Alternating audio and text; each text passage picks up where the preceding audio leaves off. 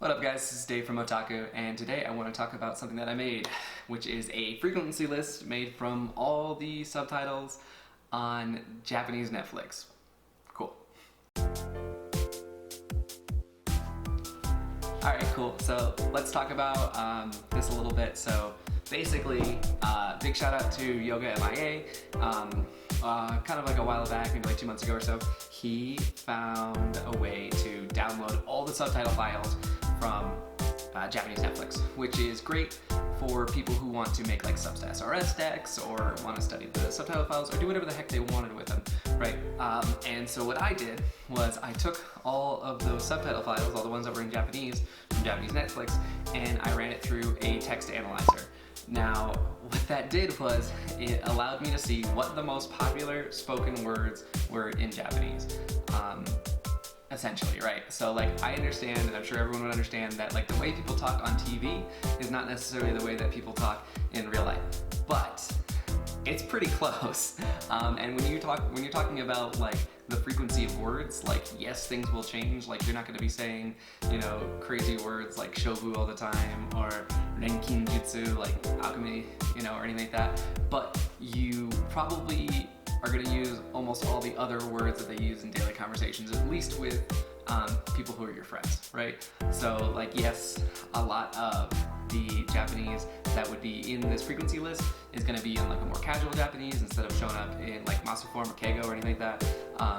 But it's still really, really useful and really, really usable, especially for those who right now are more so focusing on input versus output, which is like most of us, right? So I've been studying Japanese through like the AJAT, Let's Learn Japanese, MIA approach now for just under a year. I'm probably going to be doing a year update video next month. And for me, this has been really, really helpful. So why don't I go ahead and show you guys the frequency list. I'm going to have different frequency lists that I made from the big list in the description below. And I'm going to go ahead and show you how to kind of use these frequency lists and why they're kind of a big deal. Cool, so let me go ahead and start this.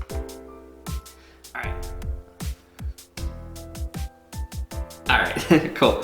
So right here is the actual frequency list. So what I did was I took this program right here, CB's Japanese Text Analysis Tool, and I ran all of the Japanese subtitles on Japanese Netflix through this, and this took a while. Let me tell you, it took like, I don't know, 7 hours to process. And the first time that I did it, it didn't work because I set it up wrong. And for those who are interested in using this tool at all, just real quick, all you can do is you can go ahead and set up a directory that you want it to go to right here, right? And it's gonna look for all these file types. If you don't wanna have one of these file types looked for, you can go ahead and delete it. But the best part is it looks in the parent directory, but it also looks in like the child directories too, like the subfolders. Which I didn't realize at first. I tried to move all of the subtitle files into one folder, and we're talking about like 80,000 files here, so my computer did not like that. So when I figured out that, it'll look at the parent directory and then all the subdirectories, life got a lot easier. The biggest thing though is make sure that the encoding is in UTF-8. So the first time I ran this, I had it on Shift-JIS, which I don't think is for Japanese. Either way, it didn't work. It gave me a lot of kanji characters, especially ones showing up like in my file, and I'm like, these aren't even Japanese kanji, I don't think, or not at least commonly used ones. So make sure it's on UTF-8 if you're gonna run this program. You can get this program for free on the internet. I'll go ahead and link that in the description below too, where you can find it. So anyways, I ran it, and this was the end result. And as you would expect, the most common things are like no and da and wa and ta and ni and oh, like all these grammar points, right? Like if you look at this, it's like really funny. Like the first like 20 here are pretty much all like grammar, and it covers like 38, almost 39% of all Japanese, all spoken Japanese that can be found in these Netflix files. And we're talking about like, I don't know, like 80,000 episodes of Japanese TV shows, everything from animes to dramas to dubs, like literally everything. So that's kind of crazy, right? And we're talking about like the particle no showed up, what is it, 4 million, almost 5 million times. So that's pretty impressive. And you can look at this list and you can see like, wow, you really kind of do learn, like the more you learn, the more and more it decreases as how useful that Japanese is.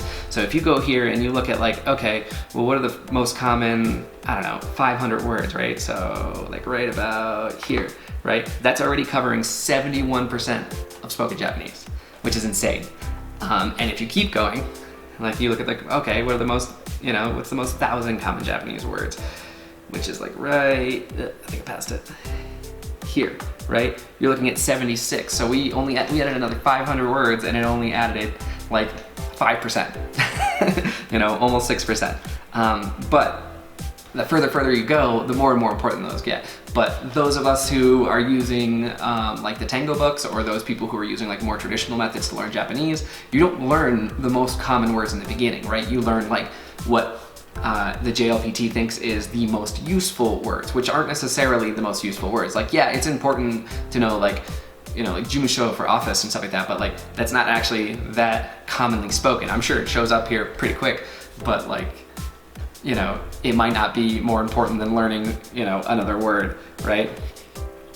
But if you keep on going, basically what you can see is like, okay, this covers this large percentage of words that I can learn, you know, and using these frequency lists can kind of teach you what words you should be learning and which words you can kind of avoid, right?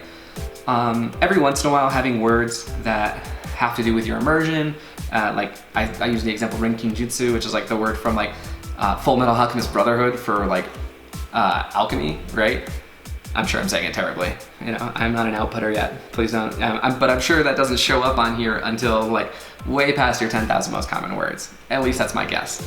But what you can do is you could use this list to find like the 3,000 most common words, which covers 85% of spoken Japanese, and use that to like work with your Anki to pick out the best words for you. So for me, these frequency lists are really great because like I've already finished the Tango N5, N4, and N3 decks. And while it's taught me a lot of like important words and important grammar points, there's probably a lot of things that I've missed, right? So like, I don't know, let's take a look at my Anki deck real quick. And you can probably go ahead and look at my stats for my Tango deck and see that I probably have like, yeah, I have 4,600 cards, right? So 4,626 cards. Like it tells you that I have actually 8,000, but that's not quite right because I had cards for both audio and for reading for almost every card that I had, so it's not perfect. But as you can see, most of them were mature or suspended. A lot of the ones that were suspended were a lot of the cards that aren't included in Matt's deck and are included in Nuke Brain's deck, which are like the extra audio cards that didn't come with audio from the book, so it sounds like a robot, and I just suspended most of those. And then I also suspended a lot of cards from like N5 and N4 that I pretty much already hit down. But yeah, you guys can get the gist of that. So I have 4,600 cards in there, which means I have about 4,600 unique words.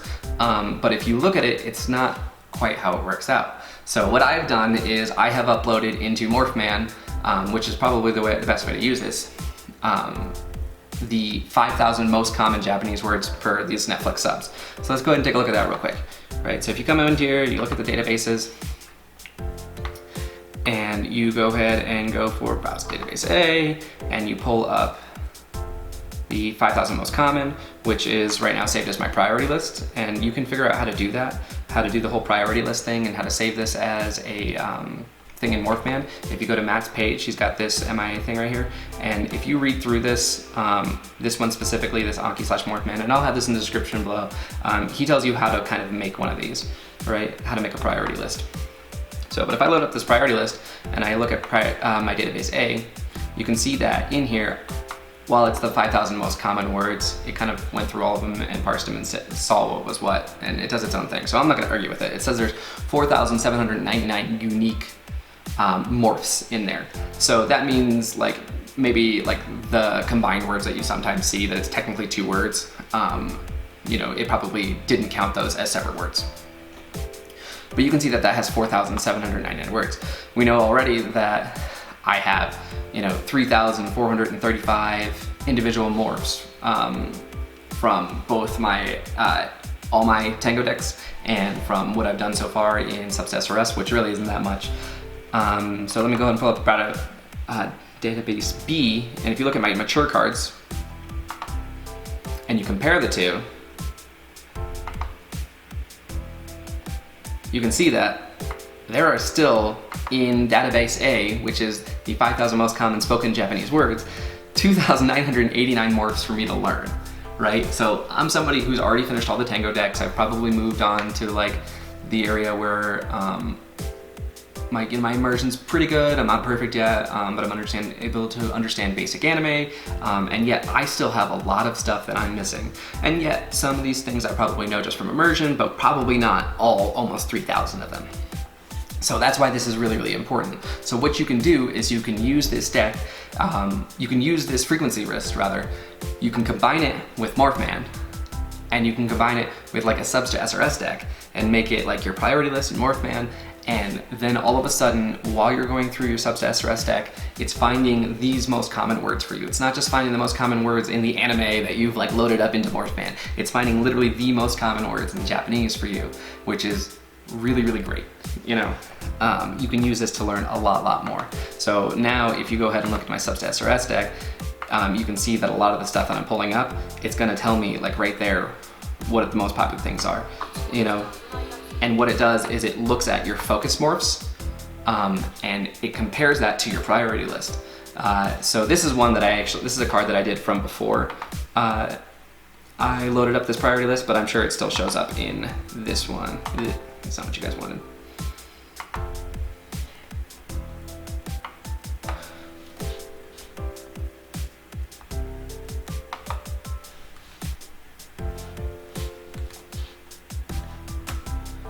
So yeah, if I look for it, right there, it showed up as the 3,399th most popular spoken word in Japanese, right? And that means like burn.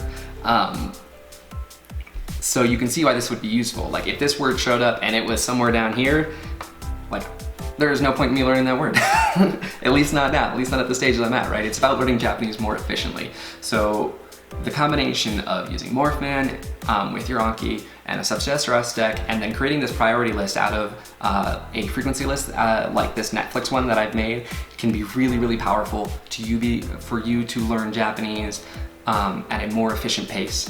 It's a great way for you to skip out on having to learn useless words or useless now, right?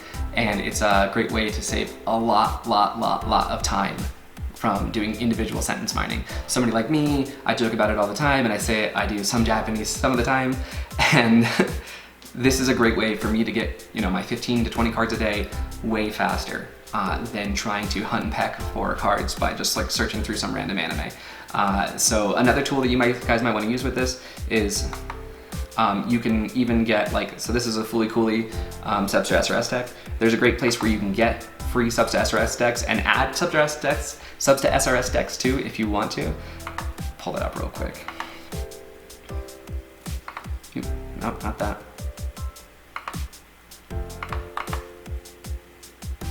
Cool, if you go to this blog spot, and I'll link this in the description below, it's really great because you can go ahead and click right here and it has this whole list of a bunch of shows and anime, I think a couple of dramas and books that have been made into subs to SRS decks already. And yeah, it's really awesome. So you can go through here and you can find some really, really popular anime, and it's gonna have, like here's Death Note, episode 1 through 24. A lot of people watch Death Note. It's a great way to get a bunch of cards already and then you just load it up. So personally, what I've done so far with my subs to SRS deck is I've loaded in like, I don't know, 3 or 4 different whole series of anime or like a bunch of episodes. Like I put up like, I think season 1, 2, and 3 of Boku no Hero in here. I put in the first series of Fully Cooley. I put in all of Full Metal Alchemist Brotherhood. I put in like the first 30 episodes of History of the World's Strongest Disciple Kenichi. And now I have like 30,000 cards in my bank, and Morphman will find me new cards every single day, and I always have new cards. It's not an issue, and they find it automatically, and they're I+1, and I know they're within the 5,000 most common spoken Japanese words. It's great. And so once I finish the 5,000 most common Japanese words, or I feel like I've gotten through a large percent of it, then I'll load up the 7,500, you know, most common words, or the 10,000 most common words, or I even made one, so these are the ones that I made. Let me pull it up real quick for you. So I made a bunch, and I'll link all these in the description below. I don't care who uses this stuff, you know. Just give credit where credit's due. And first credit goes to yoga. But like this one right here, I think this is the coolest one. The Netflix, I call it the 95% deck. So the first 12,000 something words in Japanese, it was like 12,064 or something, I can't remember specifically, covers 95% of spoken Japanese, and I thought that was a really great number. So I feel like that's a great one that you could use if you're a little bit more advanced. And if you're just starting out, like say you've gone through the Tango N5 deck and you're tired of the Tango decks and you immediately want to move on to sentence mining and doing subs or S or S, or if you've gone through like Tango N5 and N4 and you want to move to subs or S or S, but you still want to try to get the most common words and see what words you've missed, because the Tango N5 and N4 deck, while they're great decks, they don't cover like everything that's most common in Japanese, right? There's going to be a lot of like higher level grammar than what's at N5 and N4 that is just really commonly used, you know? So if you're in that situation, maybe loading up the 1K or the 2K or the 3K deck would be enough. And honestly, I could argue that you could probably make your own subs to S or S deck once you've learned, you know, a good amount of kanji, and once you learn hiragana and katakana. You could literally skip doing the Tango decks if you wanted nowadays, if you use these frequency lists plus Anki plus Morphman, and just immediately start mining, and it'll automatically find you the easiest stuff right away. And I would start with like the 1K deck if I was gonna do that. Personally, I like the Tango decks, but it's definitely an option for people with doing all of this. It's also just fairly technical to set this all up. But setting up just the frequency list isn't too bad if you've already set up Morphman. Anyways, guys, I think that's gonna be it for today. Questions, comments, concerns, go ahead and put it in the comments below. I'll try to answer what I can. If you liked the video, please like the video, and if you'd like to see more content, go ahead and subscribe. I'll probably come out with a 1-year video in, I don't know, sometime mid next month. So mid-May, I think, is when I started last year. So yeah, cool. All right, guys, see you in a bit.